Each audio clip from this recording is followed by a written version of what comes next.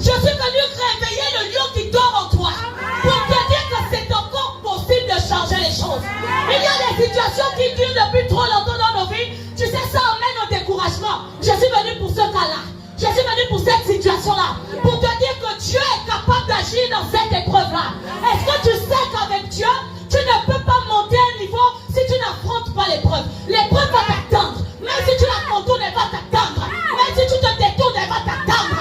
Même si tu dors, elle va t'attendre. Tant que tu ne traverses pas l'épreuve pour atteindre un certain niveau, Dieu ne te donnera pas ce que tu attends de lui.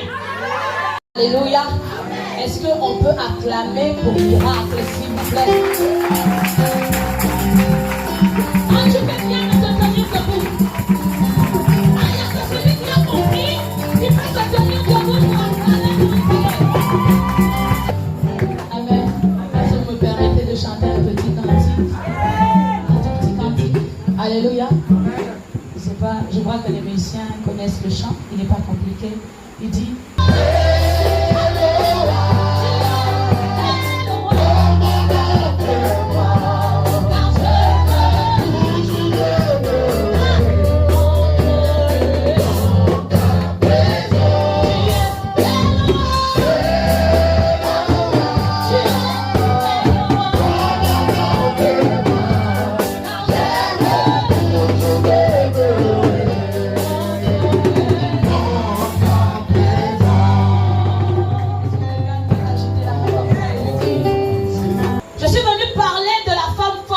Or, si on parle de force, c'est qu'il y avait faiblesse. Le modérateur ce soir a dit devenir, c'est changer d'état. Alléluia. Je suis venu dire à quelqu'un, la force ne se présume pas. Elle se confronte, elle se prouve. Alléluia. La force dont il est question ne peut pas se présumer, se supposer. On est fort lorsqu'on le prouve. On n'est pas fort lorsqu'on nous déclare fort. Même quand Dieu dit à Josué, va avec la force qui est en toi, il s'attend à ce qu'il se lève et qu'il affronte l'adversité. Je vais dire à quelqu'un ce soir, la force que tu es venu recevoir ce soir ne se présume pas. Elle se prouve, elle se confronte. Alléluia. Vous savez, aussi longtemps que vous allez marcher avec Dieu, c'est-à-dire aussi longtemps, dès que vous avez choisi le Seigneur comme sauveur et Seigneur personnel, aussi longtemps que vous mettez en marche avec Dieu, Dieu vous fera passer par un tamis. Chacun d'entre nous sera confronté à des épreuves. Et des épreuves sont différentes des miennes. Les épreuves, c'est la partie la plus difficile de la vie chrétienne. Lorsqu'on traverse les épreuves, on ne peut pas copier sur la copie de l'autre. Et tu ne peux pas t'inspirer du pasteur pour dire ce qui s'est passé avec elle, je vais aussi imiter. Tu ne peux pas. Parce que c'est une épreuve, c'est une évaluation qui est personnelle, mais aussi individuelle. Tu sais, tu peux avoir la facilité de te marier. Quelqu'un d'autre a la difficulté là-bas. Quelqu'un d'autre a la facilité d'avoir un travail, mais il n'a pas la possibilité d'enfanter. Quelqu'un d'autre a la possibilité de voyager, et l'autre n'a pas la possibilité même d'entreprendre, même de poser une bride. Est-ce que je parle de la vie de quelqu'un? Il y a des personnes qui ont la bonne santé, mais qui n'ont rien. C'est-à-dire leur vie est tellement misérable. Comme il y a des personnes qui n'ont pas forcément la bonne santé, mais qui ont assez d'argent, mais qui ne peuvent pas les sauver. Je viens dire à quelqu'un, la partie la plus difficile, c'est ce que vous avez choisi, devenir une femme forte. L'épreuve fait mal, l'épreuve brise. Quand tu traverses l'épreuve, tu vas le faire avec les larmes, les pleurs, l'abandon, le sang, la souffrance. Alléluia. Mais je crois une chose, après l'épreuve, arrive un moment où Dieu va te restaurer. Moi, je crois en une chose, c'est que l'épreuve n'a rien à voir avec l'oppression. Est-ce que je parle à quelqu'un? J'ai envie de foi ici. J'aimerais dire à quelqu'un, une vie qui traverse l'épreuve doit se réjouir. Parce que son Dieu l'attend au sortir de l'épreuve.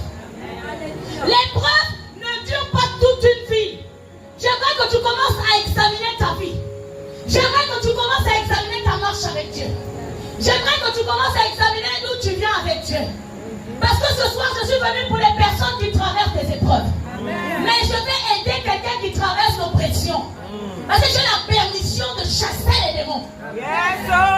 L'épreuve dure un temps. Il y a des personnes qui pensent qu'elles sont éprouvées. C'est ça qui cause le refroidissement. C'est ça qui cause le relâchement. C'est ça qui entraîne les chrétiens charnels, comment dire, démissionnaires. L'épreuve doit durer un temps. Il faut que tu fasses la différence pour que tu ne nous accuses pas d'être à l'origine du manque de puissance dans ce lieu. Dans ce lieu, il y a Dieu. Dans ce lieu, il y a la puissance. Dans ce lieu, il y a la force. Dans ce lieu, il y a un Dieu qui change les choses. Dans ce lieu, il y a un Dieu vivant. Moi, je suis rentré. J'ai été frappé par la présence de Dieu dans ce lieu. Si le Dieu de ce lieu ne t'a pas encore transformé, je vais t'aider à sortir. Je suis venu pour t'aider à sortir de là. Je vais commencer par ouvrir ton intelligence. Vous savez, la délivrance, c'est ça aussi. C'est pas seulement tremblant, on va commencer à s'agiter. La délivrance aussi, c'est de changer. La histoire renouvelée dans l'esprit de ton intelligence. Et même quand on sert Dieu, on doit servir Dieu avec l'intelligence. Dans les mots, tu réfléchis aux mots, tu essaies de comprendre les mots, tu les mets dans le contexte pour pouvoir bien appliquer ce qu'on t'a dit. À défaut, tu vas être flottant. À défaut, tu seras perdu dans ce lieu. Je dis à quelqu'un, il y a une différence entre l'épreuve et l'oppression. Quand tu traverses l'épreuve, même si tu n'as pas l'argent pour voyager, tu auras au moins l'argent pour manger. Quand tu traverses l'épreuve, même si tu n'as pas l'argent pour construire, tu auras au moins l'argent pour payer ton loyer. Quand tu traverses l'épreuve, c'est ça qui arrive.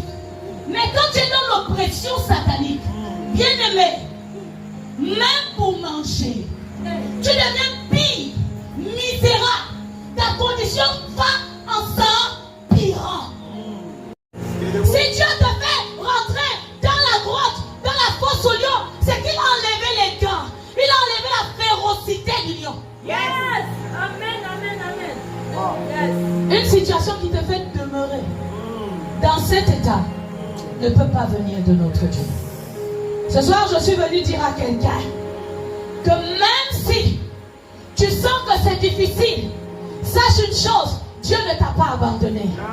Je viens dire à un serviteur de Dieu, tu sais, même si tu sers Dieu, tu tapes sur le caillou, tu as l'impression que rien ne revient, sache que Dieu est néanmoins avec toi. Est-ce que je parle à quelqu'un ce soir? Est-ce que je parle à quelqu'un qui traverse une épreuve? Est-ce que je parle à quelqu'un qui veut devenir fort? Celui qui a besoin de devenir fort a conscience que Dieu doit faire quelque chose dans sa vie. Je ne suis pas venu parler à des désespérés.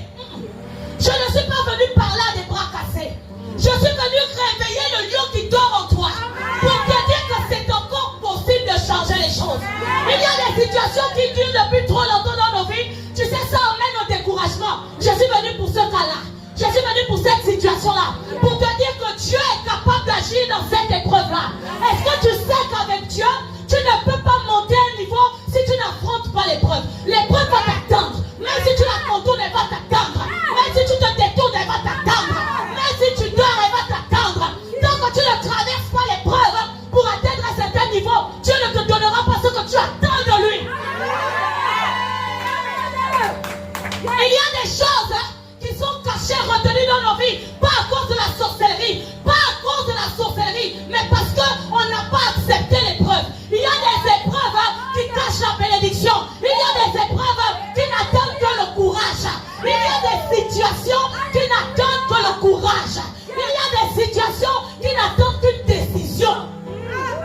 Je me permets de te dire, il y a des délivrances qu'on obtient, tu n'as pas besoin que le pasteur puisse voir. Il y a des décisions que tu dois prendre qui vont changer ta condition. Amen. Il y a des décisions que tu dois prendre pour devenir assez mature pour pouvoir porter la bénédiction qui t'attend. Il y a des décisions à prendre pour changer ta position et la position de ta famille. Il y a des familles ici qui sont condamnées parce qu'on attend ta décision. Il y a des familles ici qui sont encore liées parce qu'ils attendent que tu affrontes ton épreuve. Je vais te dire ça. Des fois, la solution de ta famille passe par toi. J'ai dit, des fois, on peut être une famille dans cette église. Je ne sais pas à qui je m'adresse, mais en général, ça passe par une seule personne pour que la famille soit libérée. Parfois, on a besoin que toi, tu changes les choses. Tu sais, Dieu est capable de faire. Même dans ta famille, il n'y a pas de mariage. Mais le jour où tu te maries, tu commences à voir les mariages en chaîne dans ta famille. Il y a des personnes qui sont des portes. Il y a des personnes qui constituent des portes. Alléluia. La première épreuve que le Seigneur a traversée, lui-même, le maître Jésus de Nazareth, c'était l'épreuve du manque. Est-ce qu'on peut noter? L'épreuve du manque. Alléluia. La Bible dit que quand il est sorti de ces temps-là, de retraite avant de commencer son ministère, le diable est venu le tenter par le pain. Dis avec moi le pain. Le pain. Le pain, c'est la provision. Alléluia. Le pain, c'est ce qui manquait au Seigneur. Mais quelque chose arrive dans la vie des enfants de Dieu. Tu sais, Dieu, que tu sers avec autant de fidélité, peut te faire traverser une épreuve où tu es dans le manque. Je suis venu parler à des hommes forts, à des femmes fortes. Tu peux traverser une situation où tu es dans le manque. Le Seigneur lui-même a traversé cette période. Tu ressens dans cette période que si tu pries et tes prières ne montent pas. Tu as traversé ça? Ou bien vous êtes une église céleste? Moi là je suis encore là. Ça va? Il y a des périodes qu'on traverse où on a un manque crucial dans nos vies. Tu peux prier, tu as l'impression que le ciel est fermé. Tu te demandes est-ce que Dieu là est réel?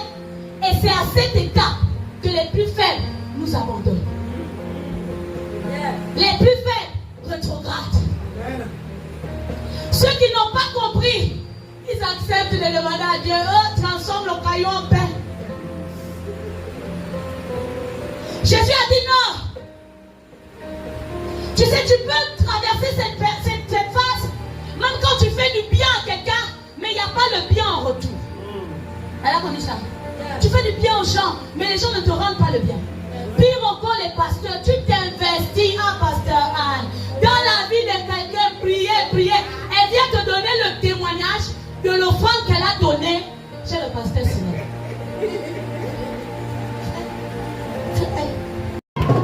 Lève ta main droite avec moi. Dis avec moi, Père. Père. Ce soir. Cette situation ne continuera plus. À se tenir devant moi. Parce que tu as déjà parlé.